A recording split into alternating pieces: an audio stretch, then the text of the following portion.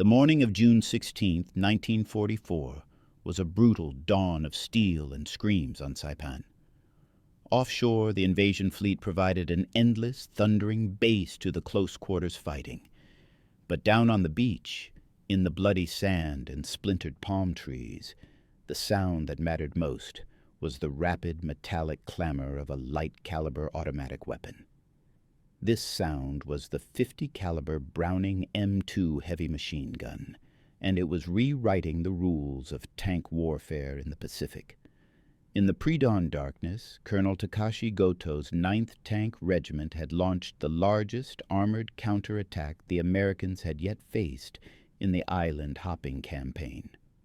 44 tanks, a mix of the slightly larger Type 97 Chiha and the smaller, faster Type 95 Hago, were charging toward the American beachhead. Inside the cramped, hot hole of his Type 95, a tank commander, perhaps Lieutenant Kenji Okamura, would have felt the familiar, confident rattle of his tank. He would have heard the powerful drone of the air-cooled diesel engine, the noise a lullaby of war he had trusted for years. He had fought in China, where his 12mm armor shrugged off rifle fire like rain. He had heard the stories from Malaya where his tanks had surprised and overwhelmed the unprepared British. He was fighting for the Emperor, and his tank was the shield of his courage. But then the world outside the small, narrow vision slot changed. The Americans had not panicked. They had not fled. Instead, they answered the Japanese charge with a deafening and sustained volley of fire from weapons that were not supposed to be anti-tank guns. If you're enjoying this deep dive into the story, hit the subscribe button and let us know in the comments from where in the world you are watching from today. The Japanese commander saw the flashes, felt the tremendous, sharp impacts, but these were different from the dull, harmless thud of small arms fire. He knew. These impacts were followed by a high-pitched whine and the sickening smell of shrapnel and burning hydraulic fluid. Suddenly, the noise wasn't just on the outside, it was inside. A bright, silver-hot projectile had pierced the thin armor plate of the turret front, passing so close to his head that he felt the displacement of air. His gunner screamed, falling back onto the small, cluttered floor of the fighting compartment. The Japanese commander looked down and saw a clean, circular hole in the armor plate, where there should only have been a dent. Outside, the .50-caliber machine guns continued their rhythmic, unforgiving boom-boom-boom. The tank slowed, then swerved, its tracks losing traction as the transmission seized. The commander found himself staring at the impossible reality of the battle. His tank, his trusted shield, his home in war, was being systematically destroyed by a heavy machine gun. The weapon was not artillery. It was not a specialized tank destroyer. It was an infantry support weapon, a gun typically mounted on a jeep or a half-track. The question that would haunt every surviving Japanese tanker for the rest of the war was simple and devastating. How could a machine gun bullet kill a tank? The answer lay in a secret the Americans possessed, a secret built not of magic but of steel, molybdenum, and industrial power. The commander's life was ending not in glorious combat, but in the realization of a colossal, unforgivable engineering failure. The conflict that engulfed the Pacific was a war defined by the vast, almost incomprehensible differences in industrial capacity between the United States and Japan. This disparity was not merely a matter of quantity but of design philosophy, and it was this philosophy that led directly to the vulnerability of the Type 95 Hago. The Hago was born in 1933 from military specifications that reflected the Japanese Army's strategic realities at the time. The Imperial Army was focused on campaigns in Manchuria and China, regions characterized by poor roads, vast distances, and an enemy that possessed almost no armor and few dedicated anti-tank weapons. The primary role of the new tank was not to fight other tanks, but to support infantry breakthroughs, exploit weak points in the line, and outmaneuver the enemy across difficult terrain. Mobility, reliability, and ease of maintenance were paramount. The design priorities were crystal clear. The tank had to be light enough, around 7.4 tons, to be easily transported across the limited infrastructure of the Japanese Empire, and to be highly mobile in soft ground. This emphasis on mobility over protection was a calculated trade-off. The designers determined that 12 millimeters of armor, roughly half an inch, at its thickest points on the turret and upper hull would be sufficient to withstand the rifle and standard machine gun fire of the Chinese National Revolutionary Army. Against the enemy they were designed to fight, the tank was a technological wonder. Its 37-millimeter gun could punch through fortifications, and its reliable Mitsubishi air-cooled diesel engine made it less prone to fire than gasoline-powered counterparts. The Type 95 was perfectly adequate for the war it was designed for, the war that began in 1937. However, the war had changed drastically. Japan's decision to attack the United States meant their tanks would face an opponent whose design philosophy was the antithesis of their own. American engineers valued protection and overwhelming firepower above all else, driven by an industrial base capable of producing limitless quantities of steel and massive engines. Furthermore, the Americans designed every piece of equipment, down to the smallest machine gun round, with strategic redundancy. The heavy machine gun was not just for infantry suppression. It was a multi-role weapon designed to pierce the aluminum skin of aircraft and defeat the light armor of vehicles and pillboxes. The standard ammunition load for the 50 caliber Browning M2 included an armor-piercing AP round. This projectile, made of hardened, dense steel alloy and fired at a velocity of over 2,900 feet per second, carried a staggering amount of kinetic energy. The American Ordnance Board had calculated that this AP round could cleanly penetrate 23 millimeters of face-hardened steel armor at a range of 200 yards. This was nearly twice the thickness of the Hago's maximum 12-millimeter armor. The great irony was that the Japanese tank, designed years before the United States entered the war, had been inadvertently engineered with a precise fatal vulnerability to the most common American heavy weapon. The engineers in Tokyo had built a 7-ton vehicle that could be defeated by a single infantry support bullet. The psychological narrative woven around the Japanese soldier was inextricably tied to this material reality, yet deliberately divorced from it. The military leadership could not openly admit their technological inferiority. Instead, they doubled down on the concept of spiritual superiority, a core principle known as gyakusai. This doctrine, which translated roughly to honorable suicide or to shatter like a jewel, became the defining psychological contract between the soldier and the emperor. It stated that true Japanese courage, Yamato Damashi, would triumph over the American flood of steel, gasoline, and materiel. The soldier was indoctrinated to believe that American abundance was a weakness, a sign of spiritual softness and reliance on mere things. His own willingness to fight without food, without adequate medicine, and ultimately without protection, was the hallmark of his superiority. This meant that the failure of his equipment was simply a test of his resolve, not a design flaw. For the tank crews of the 9th Regiment, this meant believing their Hagos, which were already obsolete by 1944, were still sufficient because the spirit of the crew was stronger than the American shell. They were fighting an emotional war built on nationalist zeal and a cultivated contempt for the enemy's wealth. Crucially, the same propaganda that exaggerated Japanese capabilities also drastically misrepresented American forces. The enemy was portrayed not as highly disciplined professional soldiers, but as effeminate, cowardly conscripts who would break and run when faced with a determined banzai charge. This elaborate psychological framework completely collapsed under the weight of 23 millimeters of penetration power.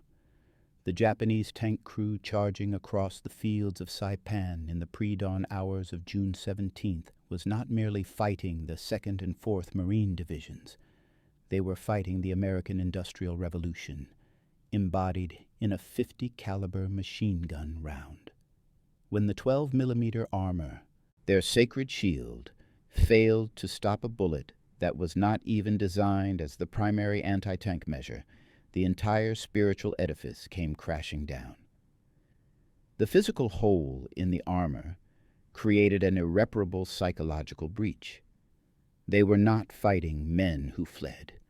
They were fighting men who had so much surplus firepower that their infantry support weapons could destroy a tank.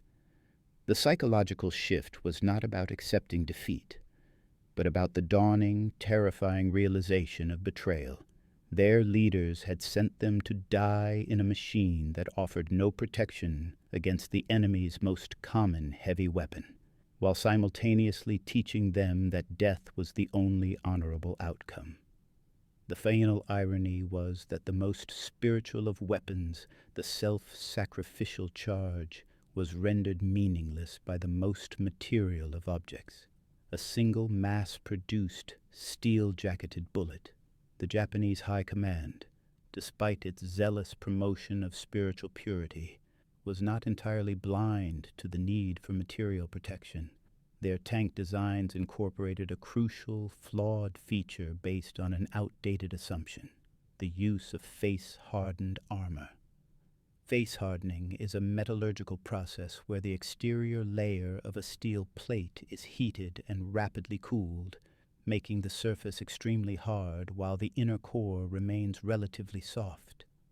The theory, derived from experiences in the Sino-Japanese War, was that this hardened surface would cause lower velocity, soft-core enemy rifle and machine gun bullets to shatter upon impact or deflect sharply, preventing penetration.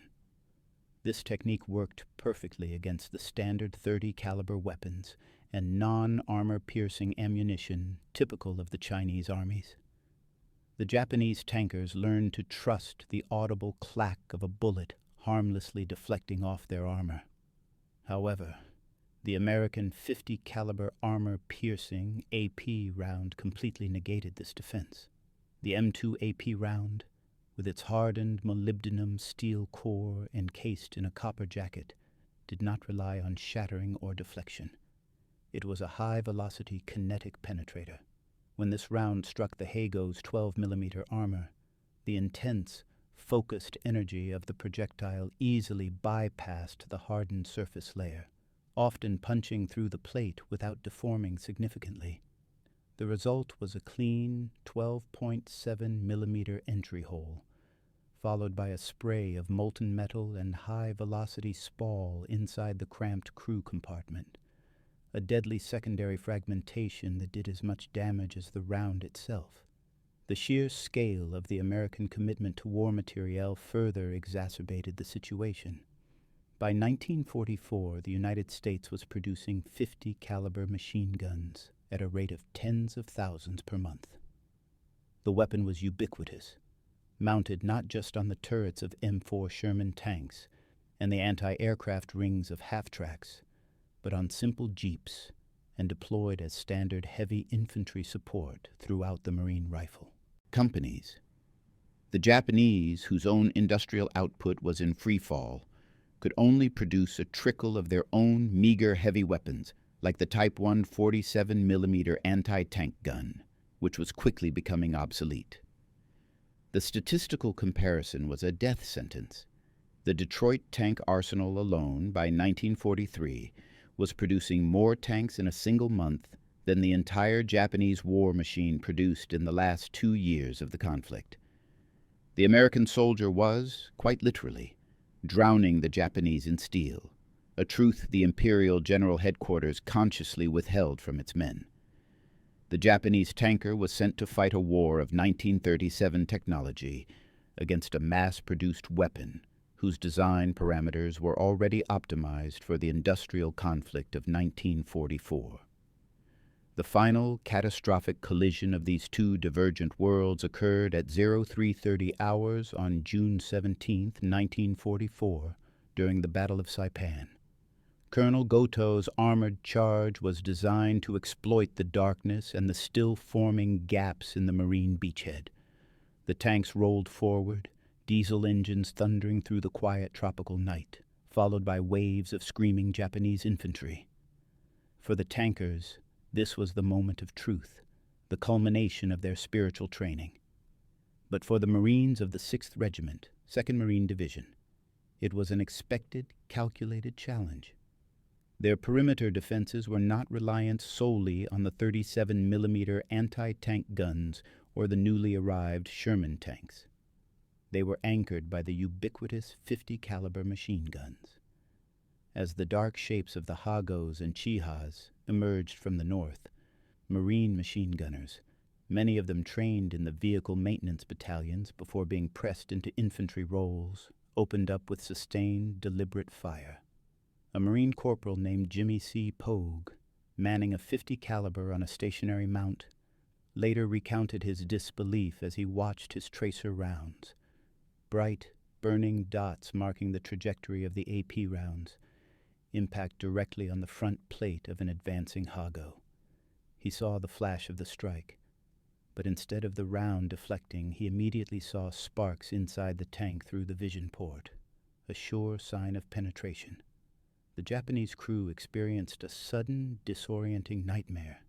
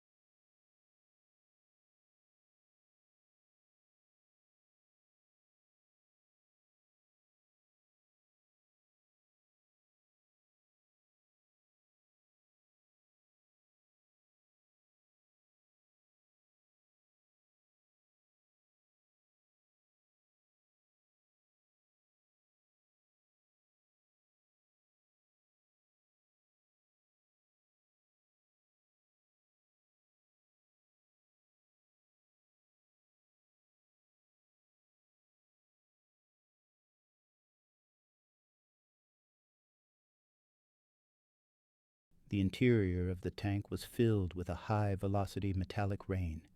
The air was heavy with the smell of vaporized steel and blood. Crew members, including the radio operator or hull gunner, suddenly collapsed, not from a massive anti-tank shell, but from a wound caused by what they believed to be merely a large machine gun. The Hagos were designed to be tough against infantry. Their greatest weakness was that they were paper-thin against the infantry's heavy support weapons. One Hago, struck multiple times on its thin 9mm engine deck armor, seized up entirely as AP rounds destroyed the delicate components of the Mitsubishi engine. The tank became an immobile coffin. When the commander, confused and terrified, threw open his cupola hatch to assess the damage, he exposed himself to the concentrated rifle fire from the Marine perimeter. Another tank commander, whose turret traverse had been jammed by a .50 caliber hit, frantically ordered his gunner to fire the 37mm main gun at the muzzle flash of a distant Sherman. The small round struck the Sherman's frontal glacis plate, which was protected by over 51mm of angled armor.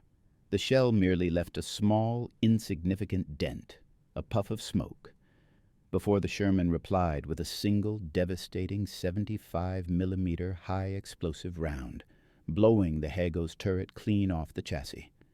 The belief in spirit shattered instantly, consumed by the overwhelming, undeniable material reality of the enemy's firepower.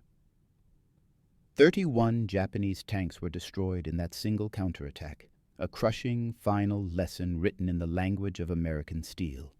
The aftermath of the Saipan tank charge was the ultimate moment of realization, a chillingly detailed exhibition of technological disparity that confirmed the psychological shift. As the sun fully rose over the battlefield, Marines walked the perimeter, inspecting the wreckage. What they found solidified the new casual contempt for Japanese armor. The tanks were not mangled messes left by high-explosive artillery. Many were riddled with the signature wounds of the .50 caliber AP round. An American officer famously called his men over to a disabled Hago, pointing to the clean, punched-out holes in the 12mm side armor. The Marine infantrymen, who had once harbored a healthy fear of enemy armor, were now laughing. The great Japanese tank was, structurally, no more formidable than an armored truck. Inside the destroyed Hagos, the gruesome effects of spalling and penetration were evident. The cramped interiors offered no protection. A round entering the left side of the hull often exited the right, leaving a trail of destruction through the engine and the crew compartments. Captured Japanese tank crewmen, bewildered and in shock, were often the most valuable sources of intelligence, not because of their tactical knowledge, but because their internal world had been irrevocably shattered. Interrogators noted a consistent, almost childlike confusion. The Japanese tankers had been told to fear the American spirit, the ruthlessness and cunning of the enemy. Instead, they had faced an impersonal, industrial efficiency that annihilated their armor with its most common heavy weapon. They could process the power of a 75mm Sherman gun, but the betrayal by the .50 caliber machine gun was the profound personal shock. They had trusted their tanks, built on the premise that they could withstand infantry fire. The Americans, however, had produced a machine gun that made that premise a fatal lie. The final irony was codified in the military doctrine that followed. Word spread through the Marine and Army ranks quickly. Don't waste the bazooka on a Hago. The .50 cal will do the job. Japanese armor ceased to be a major threat and became a standard target for infantry support weapons. The fear was gone. The enemy's equipment was obsolete. The psychological contract was broken.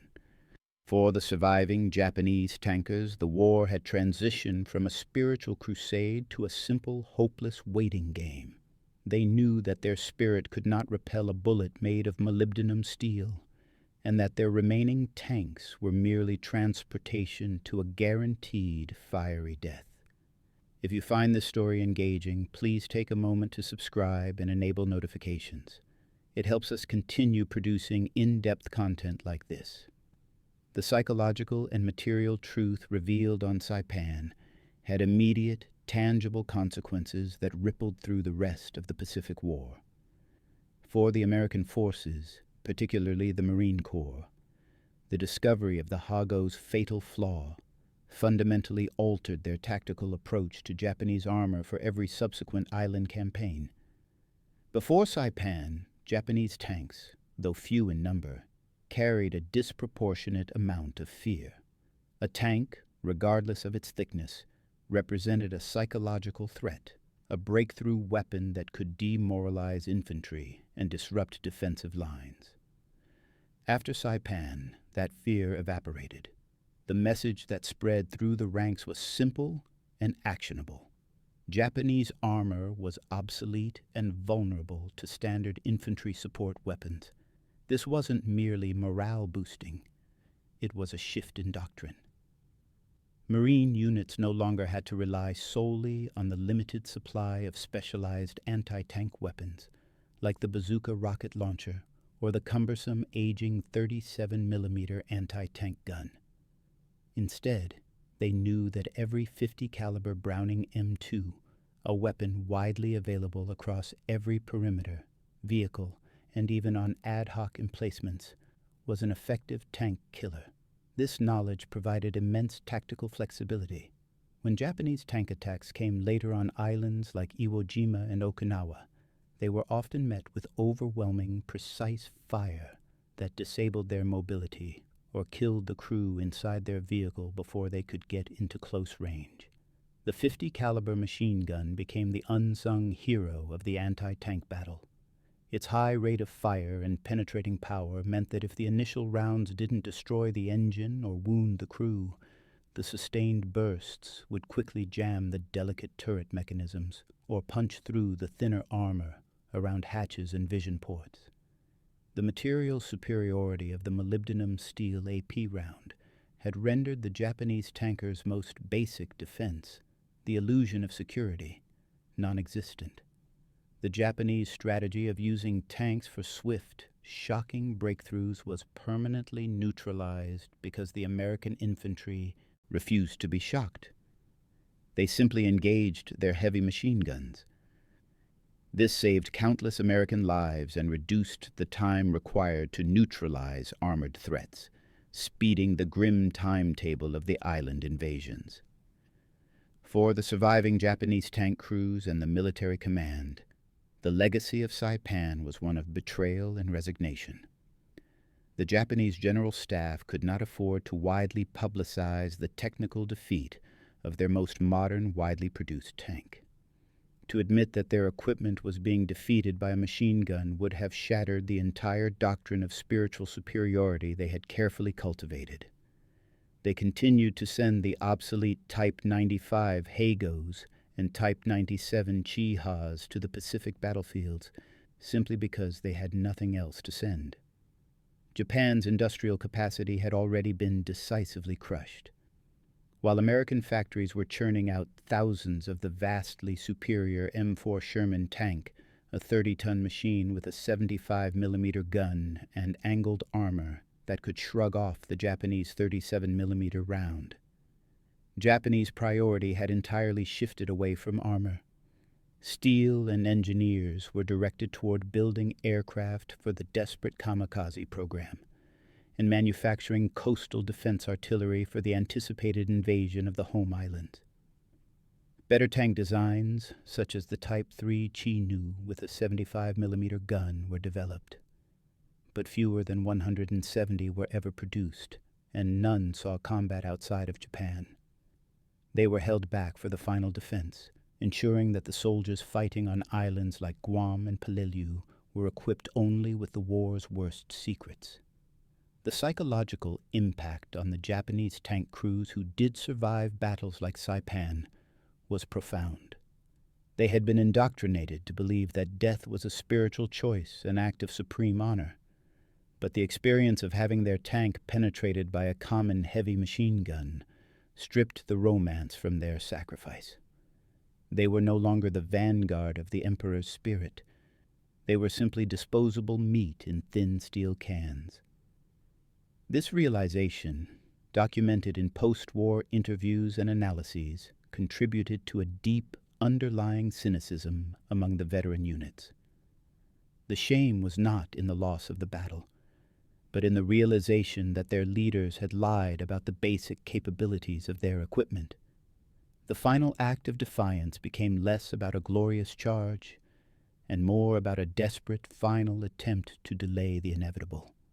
The Hago, the once proud symbol of imperial mobility, became the material monument to Japan's utter failure to transition from the limited conflicts of the 1930s to the high-intensity industrial warfare of the 1940s. The small specific story of the 50 caliber bullet and the Type 95 Hago tank provides a crucial lens through which to view the overall narrative of the Pacific War. It was a conflict decided not just by grand strategy or individual bravery, but by metallurgy, logistics, and production rates. The psychological shift experienced by the Japanese tankers, from confident zealots to disillusioned victims of industrial disparity, serves as a powerful metaphor for Japan's ultimate defeat. They were undone by the sheer, overwhelming redundancy of American firepower. The United States had so much material wealth that the weapons designed to fight aircraft and light vehicles possessed enough kinetic energy to destroy a main battle tank. The Japanese failed to protect their soldiers. The Americans produced enough steel to destroy the enemy's soldiers with every weapon they carried. The core irony of the Pacific War lies in this collision. Japan placed its faith in the immeasurable quality of the human spirit, while the United States relied on the measurable quantity of industrial output. In the end, it was the quantity that defined the quality. The molybdenum steel core of a 50 caliber AP round was the material answer to the spiritual challenge of the Hago tank. The surviving evidence of that day on Saipan, the pocked perforated hulls of the 31 destroyed tanks, remained a silent, powerful testament to this truth. The holes, clean and round, spoke louder than any general's speech. They proved that courage, honor, and loyalty were insufficient defenses against the relentless, unforgiving force of a superior industrial economy. The tanks that were supposed to be the shield of the Japanese army became the ultimate final demonstration of their nation's technological bankruptcy, all thanks to a bullet that was never even meant to be a primary anti-tank weapon. The Japanese soldiers had expected death from anti-tank cannons. They got it instead from the humble, ubiquitous machine gun. Thank you for watching. For more detailed historical breakdowns, check out the other videos on your screen now, and don't forget to subscribe.